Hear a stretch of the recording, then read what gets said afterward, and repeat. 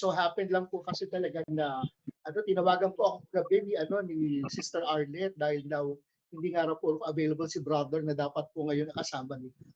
So I hope po na sana po ay maging fruitful po itong ating pagsasama ngayong hapon. Although hindi pa ako makapagtatagal ng gusto kasi po actually po isiningit ko lang po kayo dito sa aking schedule po. Pero pa po akong gawain po pagkatapos dito. Pero I hope po na kahit po hindi ganun katagal ang ating pagsasama, ay maging fruitful pa rin po yung ating hapon nito. So nadinig po natin ang ebanghelyo po, sa ayon kay San Juan. Ito po ay patungkol po doon sa 3 ulit na pagtanong ng ating Panginoon kay San Pedro kung gaano niya siya kamahal. Diba po? Kasi ano po yun ito, lagi po natin tatandaan, ito po yung mga huling episode po kung saan malapit na po na iwan ng ating Panginoon ng kanyang mga tagasunod, ng kanyang mga apostoles dahil akita po siya ng langit. Actually nga po, nung Sunday nga po, is Ascension Sunday. So, po natin yung commemorate po natin yung solemnity ng pag-akyat ng ating Panginoon sa kalangitan. At ngayon po, naghahanda na po tayo sa darating po na linggo, which is Pentecost Sunday already, kung saan dadating naman po ang banal na Espiritu Santo sa atin. So actually po, ito po yung mahuling beses po talaga na gustong i-assure ng Panginoon. Kasi nakikita po niya ang puso ng kanyang mga tagasunod, lalong-lalo na si Pedro. Nakikita po niya na talagang nagugulong himahanan sila, talagang natatakot sila. Kaya nais ng ating Panginoon na palakasin ang kanilang mga kaloob. At sa episode nga pong ito ng Ebanghelyo, narinig natin 3 beses na tinanong ng ating Panginoon si Pedro kung gaano siya kamahal ni San Pedro siya. Sabi niya gano'n, Peter, do you love me? And every time Peter would say yes, sasagutin ng ating Panginoon ng bilin. Una, pakainin mo ang aking mga batang tupa, alagaan mo ang aking mga tupa, pakainin mo ang aking mga tupa. Bakit po 3 beses tinanong ng ating Panginoon si Pedro? Kasi nga po, ever since the very beginning, it was very evident that Peter was the leader of the apostles. Siya po yung lagi nangunguna. Sa lahat po ng mga major episode ng public ministry, Peter will always be in the forefront. Nandun po siya doon sa Transfiguration kung saan ipinakita ng ating Panginoon ang kanyang kabanalan, ang kanyang kaluwalhatian. But despite that, tsaka makita niyo po lagi, every time na tinatanong si Pedro, laging tama ang sagot niya. Di ba po? Kaya nga sinabihan na siya ang magiging leader ng mga apostoles. Di ba? Sa batong ito, iluluklok ko ang aking simbahan. But despite that, alam po natin, nagkaroon po ng pitfall sa San Pedro during the passion of our Lord. Ano po nangyari? 3 beses po niyang i-deny ang Panginoon. Actually po, sinabi na sa kanya ahead ito nung bago pa po nangyari ang mga nangyari. Kasi ang sabi nga ni Pedro ganon, hindi mangyayari ang Panginoon, mahal kita. Diba? Hindi kita kayang i-deny. Kasi sinabi ganon, before the cockroach, makita yung sa larawan kong ito, may tumitilawak na manok. Bago tumilawak ang manok, 3 beses mo kong i-deny. 3 beses mo kung tatatwa. Sabi niya gano'n. Sabi ni Pedro, hindi mangyayari ang Panginoon, sigurado ako sa sarili ko. Pero alam po natin ang nangyari, that was the everlasting shame of Peter. Siya na talagang leader, siya na talagang nagsabi sa Panginoon na hindi ko gagawin yan. Actually po 3 beses po niyang itinatwa ang ating Panginoon. Kung tutuusin po, yung pagtatwa ni Pedro sa ating Panginoon, is something that was necessary. Kasi necessary po ng pagkakanulo ni Judas Iscariote sa ating Panginoon. Kasi bakit? Kung hindi ginawa ni Judas Iscariote, kung hindi po ginawa ni San Pedro, kanilang mga ginawa, hindi po mangyayari yung pagkamatay ni Kristo. It was a necessity for them to do such in order to lead us to the death of Jesus. Kasi kung hindi po namatay ang ating Panginoon, hindi po siya mabubuhay na maguli. Hindi po tayo maliligtas. So all those things were necessary. That was part of the plan. Kaso po, ito po ang nangyari. Sa kaso ni Judas Iscariote, hindi po kasama sa plano na papatayin niya ang kanyang sarili. Nasa plano na may magkakanulo. Pero hindi kasama doon yung ano, hindi kasama doon yung papatayin niya ang kanyang sarili out of despair. Kasi siguro, dahil po sa pagmamahal ng Panginoon, kahit po ipinagkanulo siya ni Judas, kung nag-sorry siguro si Judas, papatawarin siguro siya. Ang actually po nagpakita po talaga ng kagandahang loob ng Diyos ay ang nangyari naman kay San Pedro. Kung tutuusin po, mas malala ang ginawa ni San Pedro. Si Judas kasi, isang beses lang niya pinagkanulo si Kristo. Si San Pedro, 3 beses. Tatlong makailang beses. Hindi po yung sunod, ano na one after the other na ano lang, one minute apart. Hindi po. Episodes apart. Ilang marami siyang pagkakataon na itama dapat yung kanyang mali. Pero 3 beses siyang inulit-ulit ang pagtatwa sa ating Panginoon. Kaya kung makikita po ninyo sa larawang ito, nung marinig niya na tumitila akong manok, talagang bumagsak po talaga ang puso ni Pedro. Kasi bakit? Of all people, mahal kita, pero bakit kita sinaktan? Di ba Good po? morning po. Ito po ang dahilan kung bakit 3 beses tinanong din ni Kristo. Si Pedro, ngayon po, after niyang nabuhay mula sa kamatayan, nagkaroon po ng resurrection. This profound encounter of grace where the risen Jesus restores Peter after his threefold denial. Kailangan po na i-restore ni Kristo ang puso ni San Pedro. Kasi bakit? Dahil San Pedro po kasi ang magiging leader ng mga apostoles. Dapat po yung puso niya ay mahil. Dapat po ang puso niya ay makaramdam ng pagpapatawad. Kaya 3 beses pong kailangan.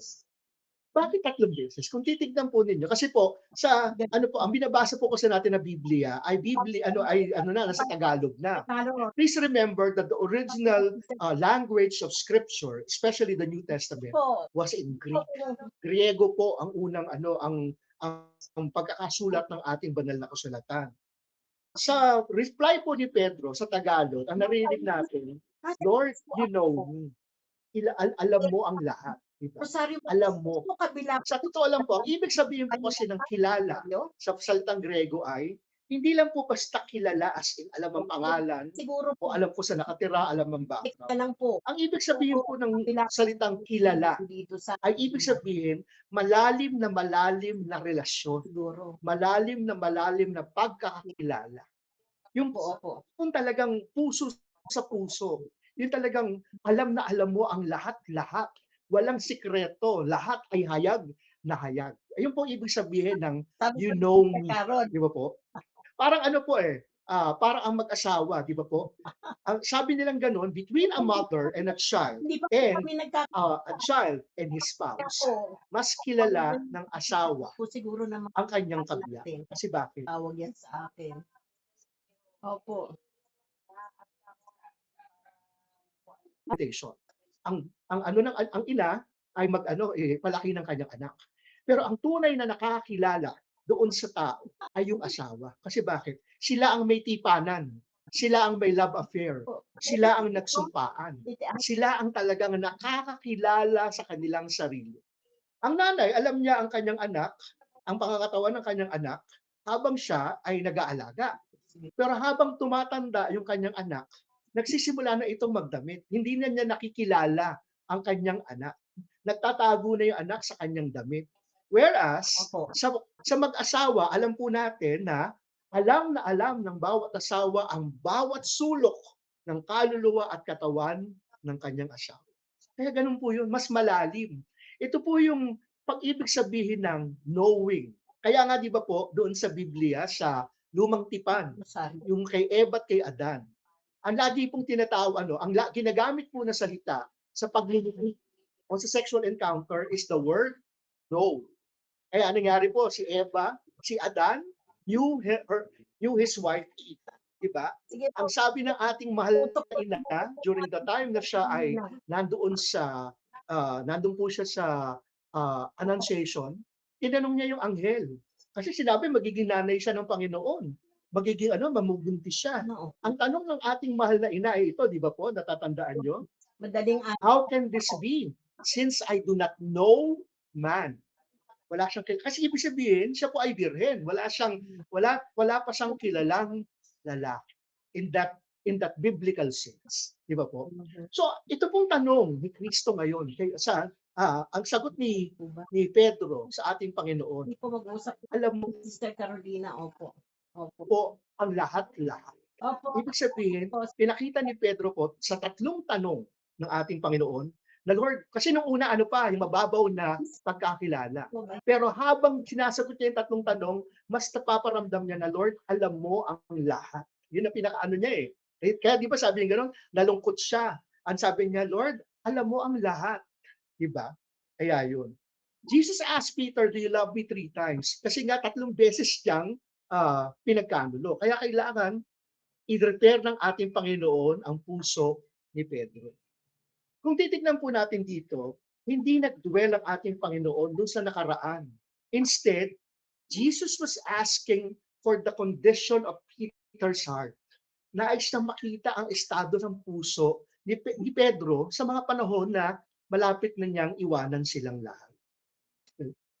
So, ang unang tanong ni Kristo is, handa ka ba na maging sacrificial ang iyong pagmamahal para sa akin?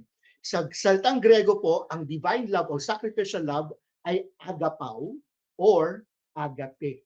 Okay? Kaso ang naging sagot ni Pedro ay ito. Humbly, he responded using a brotherly or friendly type of love, a much lower type of love, which is phileo or philia, brotherly love. Okay? So yan. Kaya po dito po nakita ng ating Panginoon na ito ang estado ng puso ni Pedro. Na ito, and he was willing to work on that state of the heart of Peter at that time. Kasi alam niya, hindi siya naghahanap ng perpekto. Ang hinahanap lang niya is someone who is authentic, someone who is genuine. So dapat po ganun din tayo. Ang hinahanap ng ating Panginoon sa atin ay maging genuine tayo sa Kanya, ating pakikitungo sa Kanya. Hindi niya iniisip kaagad na magiging perfecto tayo. And so, despite the fact that he can see the lowliness of the heart of Peter at the time, pinili niya si Pedro. At anong bilin niya? Feed my sheep. Kaya po sheep, kasi ito po yung lahat ng mga tao na sumusunod kay Kristo. And ang description nga po ng sheep, ang mga ang mga tupa po ay mga vulnerable na mga hayop. Sila po yung kailangan ng constant guidance. Ang mga tupa po, sila yung mga tipo na hindi nila kayang mabuhay mag-isa. Lagi lang po silang sumusunod doon sa herd. Lagi lang siyang sumusunod doon sa maramihang pagsasama-sama nila. Mahiwalay lang ang isa sa kanila, ligaw na at hindi na makakabalik. Kasi nga very vulnerable and constant in need of guidance and protection. And so Jesus wanted Peter to assure him that he is there to tend his sheep. Diba? So nag-focus po ang ating Panginoon doon sa guilt na nararamdaman ni Peter towards care for others. Ang paraan ng ating Panginoon para hilumin ang puso ni Pedro ay bigyan siya ng trabaho. Atasan siya ng isang mahalagang papel, ang pag-aalaga ng lahat ng tao. Kaysa mag-dwell si Peter doon sa kanyang pagkakasala, ang sabi niya, mas bigyan mo ng pansin ang pag-aalaga sa mga nangangailangan ng. So ang feeding po dito goes beyond the physical food. It refers to the teaching of the word, the sharing of the gospel, and providing moral and spiritual support. So malaking bagay po ang inatas po doon kay San Pedro. In order for him to be forgiven, he must be able to do something. Parang ano po yan eh. Hindi po sapat na nagkumpisal ka. Okay, papatawarin ka ng Diyos. Pero dapat may gagawin ka rin. You will do something in reparation for your sins. At ito po ang pinagawa nga po kay Pedro. Yung kanyang buhay na ibibigay na niya para sa serbisyo ng ating Panginoon. Ang role po kasi ng shepherd is not just to feed. The role of the shepherd is to guide, to protect, and to look after the well-being of the flock. Pinakita po ng ating Panginoon doon pong siya mismo po kasi ang ating shepherd. The shepherd will not only feed the sheep. The shepherd will even go to the point of going out of his way kapag may naliligaw na tupa.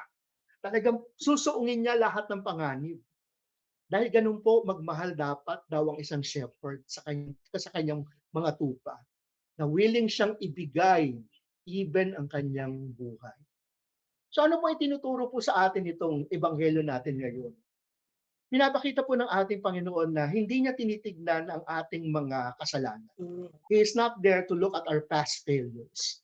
Christ is extending His grace in order for us to be reconciled to Him, in order for us to be able to be in His purposeful work. So ano po yun? Kaya nga po, minsan, dapat hindi na po tayo daw nakafocus sa ating kasalanan. Yes, tingnan mo yung kasalanan mo kasi it grounds you para hindi ka maging mayabang. Pero hindi po dapat tayo nagpo-focus lang sa kasalanan natin. Kumbaga, dapat po, alalahanin natin tayo makasalanan, pero ito po ay pagtanaw ng utang na loob sa kapatawaran na tinanggap natin mula kay Kristo. Iba po kasi yung lagi mo iniisip yung kasalanan mo, tapos you feel down about it. Pero iba yung nakiisip mo ang kasalanan mo, pero ang mas nakikita mo na ay ang pagkapatawad ni Kristo, the grace of His forgiveness. Kasi iba po kasi, minsan hindi nakakatulong na iniisip yung kasalanan kasi bakit? Nagiging nagiging handicap niya. Ay, hindi ako karapat-dapat. Kaya tuloy, hindi magawa ang trabaho ng Panginoon. Alalahanin mo ang kasalanan mo, yes. Pero ang mas bigyan mo ng focus is the reconciliation that you were able to have with our Lord. Kaya nga po binago ang pangalan ng sakramento. Dati, nakapokus kasi sa kasalanan, kaya ang tawag sa kanya, sacrament of confession. Sacrament of penance. Kasi nakapokus doon sa kasalanan. Pero ngayon po, ang tawag ng ating simbahan sa sakramento ng kumpisal ay Sacrament of Reconciliation. Nakapokus na po doon sa pagpapatawad. Yung utang na loob na nararamdaman mo na pinatawad ka nitong Panginoon na napakabait. Na talagang na hindi higit sa aking kasalanan, higit sa lahat sa tindi ng aking mga nagawa, mas nagibabaw ang pagmamahal ng Panginoon. At ito ang nagbibigay sa akin ng lakas para gawin ang kanyang trabaho. Ang lahat ng pinapagawa niya sa akin. So, tingnan natin po, right now nasaan ba ang ating mga puso? Ano ba ang estado ng ating puso ngayon? Mas nakafocus pa rin ba tayo sa ating kasalanan? O mas nakafocus tayo dun sa pangako natin sa ating Panginoon na maglingkod para sa Kanya?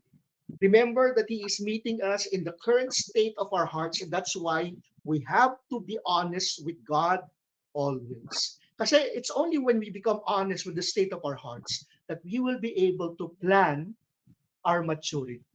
Ito po another thing. Hindi naman po ito dapat na acknowledge mo kasalanan mo at doon ka na lang. Dapat po there should be a firm resolve to mature in you as your love matures. Please take note of that po. We are called to mature in the love of the Lord. Okay. How do we mature in the love of God? By keeping His commandments. And the greatest commandment that nakita natin po, narinig doon na sinabi ng ating Panginoon sa Ebanghelyo din po ni San Juan. A new commandment I give to you, that you love one another as I have loved you. Kung gaano kita minahal. Kasi alamin mo kung gaano kita kamahal. Kasi kailangan maramdaman mo yan. Bakit? Kasi kailangan maramdaman mo ng mais sa puso mo at nang sa gayon ay gawin mo sa kapwa mo. Love one another as I have loved you. At yun po ang ginawa ni San Pedro. Hindi na po siya nag-focus sa kanyang kasalanan. Nag-focus siya sa pagmamahal na ibinigay ng ating Panginoon. And because of that, sabi ang ganon, I tell you the truth, when you were young, you were able to do as you like. But when you are old, you will stretch out your hands and others will bless you and take you where you don't want to go. So sinabi ng ating Panginoon, ang paraan ang future na naghihintay kay San Pedro. Dahil nga ang tawag ng ating Panginoon ay sundan siya ni Pedro, kaya susundan siya ni Pedro hanggang sa paraan ng kanyang kamatayan. And as we have seen, because of the maturity of the love of Peter right after that episode, it led him to witnessing to Jesus by actually dying in the same way that Jesus died on the cross. So happened na in the humility of Peter, sabi ganon, I am not worthy to be crucified the way our Lord was crucified. And so we know the rest of the story. He was crucified, yes, but he was crucified upside down, nakabaliktad. Yeah. Kasi sabi ganon, sabi ganon ni Pedro, wala akong karapatan kasi na magaya sa ating Panginoon. So I will do it in a different way. Pero it's still the way of love that God has commanded to it. And so from being a denier, Peter became the best example of the love of God towards his sheep. So talagang ginawa ni Pedro ang lahat. Ang bilin ng ating Panginoon. To feed my lambs, to tend to my sheep, and to feed my sheep. So sa atin po ngayon, tayo rin po ba, kagaya ni Pedro, na handang sundan ng ating Panginoon hanggang sa dulo? Isang magandang araw po sa inyong lahat.